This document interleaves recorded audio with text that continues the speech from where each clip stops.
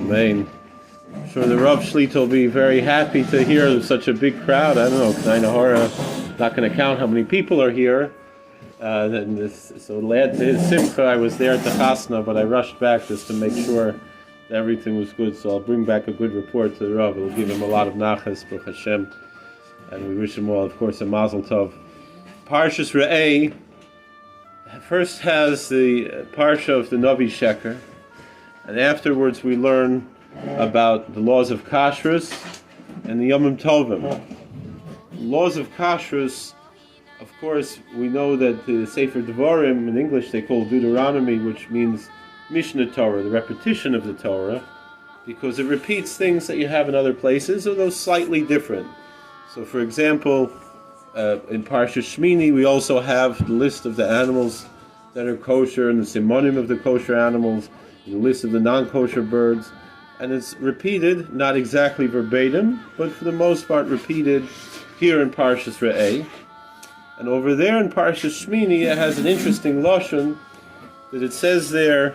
It says, "Vaydaber Hashem al Moshe v'Aharon leimor aleihem."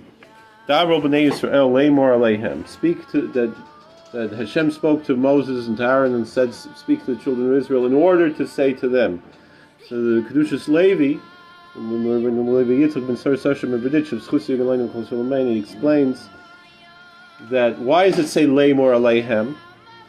That the koyach of nevuah comes through keeping kashrus. Why?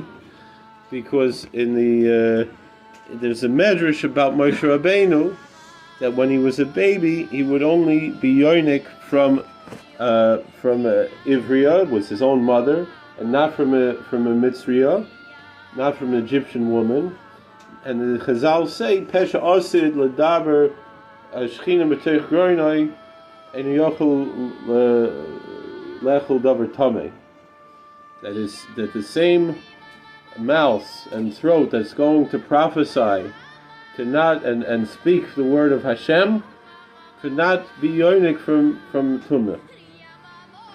And since he brings there the Ramban HaKadosh that the Ramban says that the reason why we don't eat certain animals is because the Moila de Teve Achzorius. There's a saying in English, you are what you eat, which incidentally I remember a friend of mine who pointed out that in the Tanya it says a person should feel like Shirayim, he should feel so nidrig, in such anova, he should feel like he's useless, like just leftovers. So this friend of mine said maybe that's why people go to the tish and they chap Shirayim, because you are what you eat, that you can become that. But sof kol sof, we're not eating lions and tigers and bears that attack people. We eat, what do we eat? We eat a cow, a sheep, a chicken. These are very nice animals, sweet animals. The one bird that my son was asking me, can we eat pigeons? I said, our neighbor Rabbi Franklin, he shechs pigeons, he can eat it.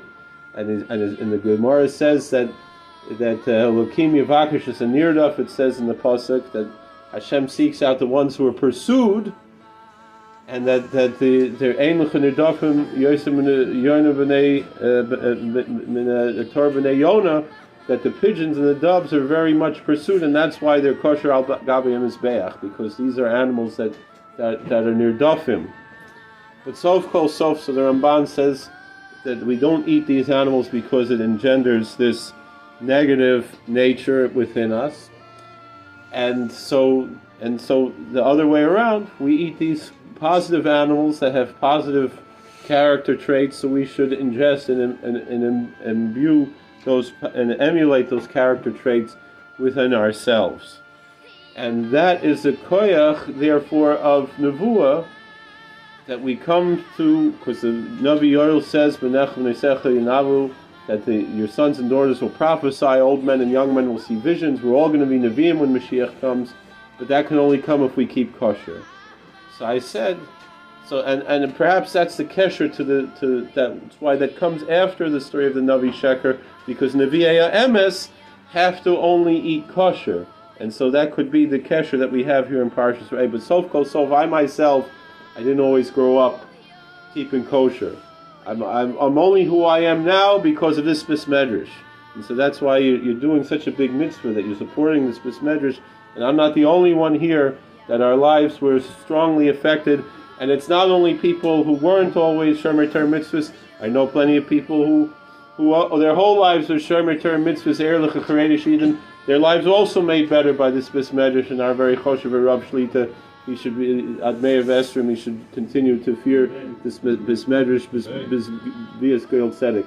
But sof kol sof, a guy like me, I used to eat in McDonald's, and all of you who kept kosher your whole lives, most of you, you're going to be prophets, and I'm going to have to sit in the back, and I'm not going to be able to enjoy the gift of prophecy of Nevuah that you all are going to have. So I found in the Choma that by Shalosh Shudas it's brought down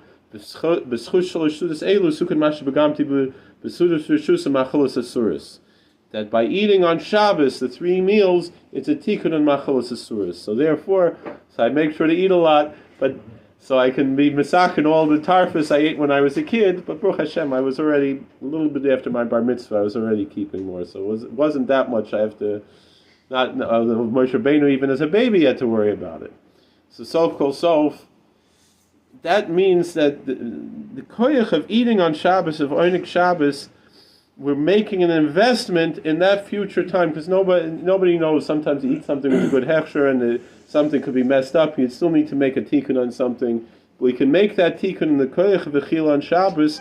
We can be zoiche, therefore, to that koyach of Nevuah, and that's why in Shabbos and Yom Tov is this zelve bechina. And so that's why, again, after the whole parsha of the Navi Sheker, we have the path of the Nevi'ei Emes, which is Kashrus and the Yomim Tovim, and in that way we should be Zoiche to that day of that Hiskalos Kvod Shemayim, when Taka will all be Zoiche to feel that Nevuah and experience that experience. Thank you, Rabbi Chanan.